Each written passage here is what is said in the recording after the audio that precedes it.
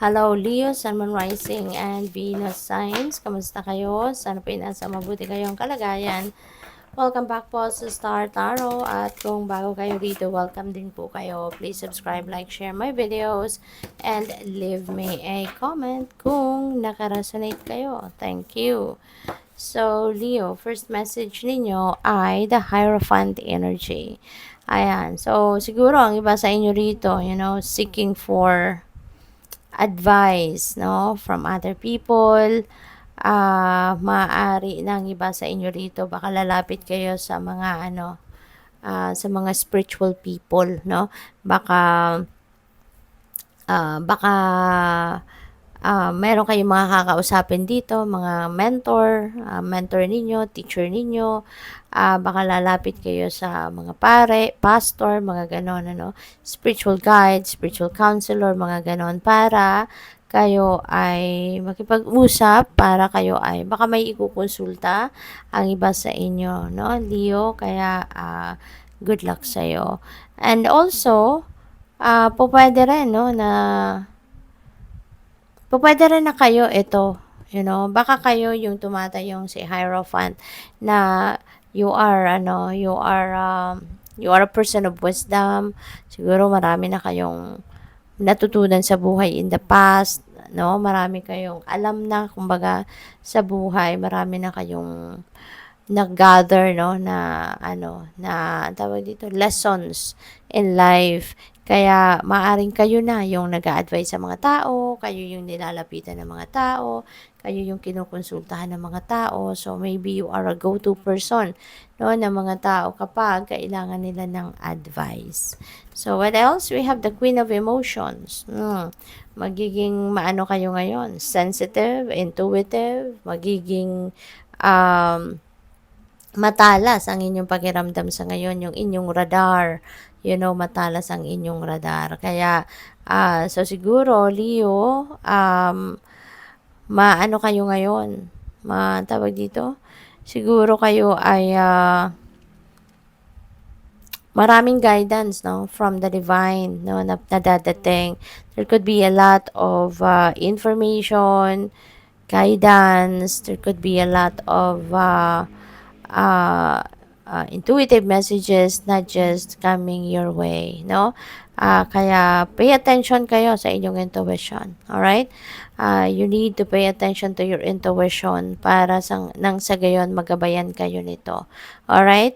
At habang malakas, no, yung inyong reception sa ngayon sa mga divine guidance, no, take advantage of that opportunity, alright? So, there could be also someone, no, a woman behind you or beside you na laging nag-a-advise sa'yo, laging gumagabay sa'yo, laging tumutulong sa'yo. This could be someone na pwedeng asawa mo to, pwedeng partner mo, pwedeng nanay mo, lola mo, mga ganon, no?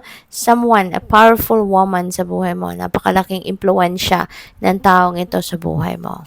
So, lagi siyang nandyan para sa'yo. We have Muse of Voices. Ayan. So, siguro, no, kailangan mo talaga ng advice sa ngayon. Kaya, maaaring ikaw ay kukonsulta, no?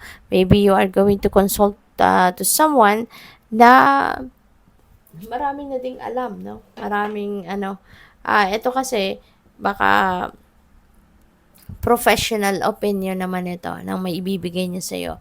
Professional opinion, professional advice din siguro ang kailangan mo din dito, no? So, ayan, maybe pwedeng lalapit ka din sa mga mentor, 'di ba? Mga ganon, spiritual guide.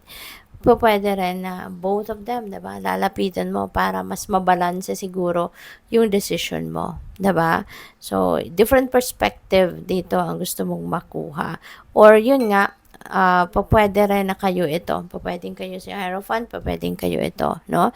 Na baka kayo yung nasa position of authority, baka kayo ay isang professional, no, na kayo ang hihingian ng advice sa mga tao. So, pwedeng ganun din ang sitwasyon dito. So, yun. So, maraming salamat, no, for subscribing to my channel. And if you haven't subscribed yet, subscribe na po kayo. And also, please click the join button po sa baba ng video, okay? If you would like to join the membership. And maraming salamat for the cross-watchers. Thank you. Welcome po kayo rito. And maraming salamat sa mga hindi nag-i-skip ng ads. Maraming salamat po for your support. So, we have rice. Ayan. So, you are going to rise above your situation. No? Kung ano man ang problema, ano man ang pinagdadaanan ninyo sa ngayon, na medyo difficult siguro, huwag ka mag-alala, no? Kapit lang, laban lang. Just hang in there because you are going to rise above your situation. Alright? Maaari na yung mga taong ito ang makakatulong sa inyo, 'di ba?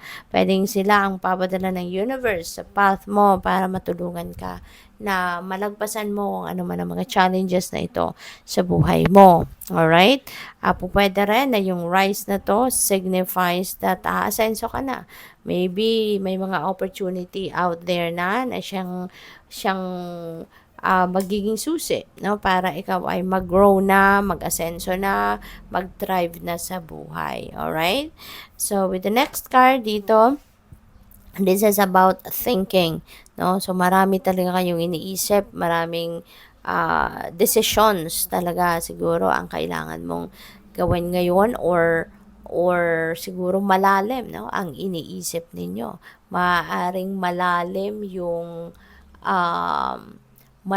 yung iniisip ninyo or malayo ang iniisip ninyo. Pwedeng ganon, no? Maybe you are setting goals para sa sarili mo. Maybe you are